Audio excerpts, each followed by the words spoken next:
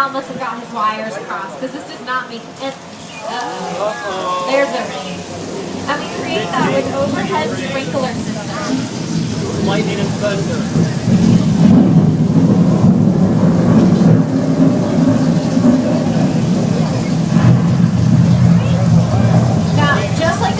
Sprinkler, the water shoots up into the air and it falls back down naturally to Earth.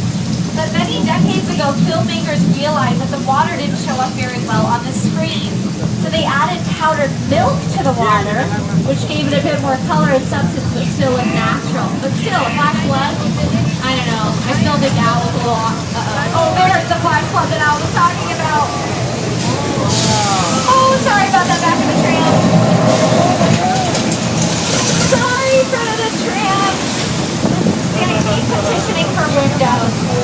We have spinning dinosaurs, flashlights. Nobody's been listening. I'm very sorry about that.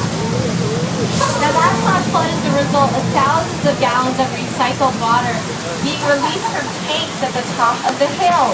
We drain that water and we put it right back into those tanks.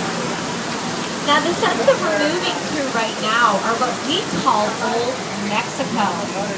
These are very popular filming locations, and they've been used in hit TV shows like Communities.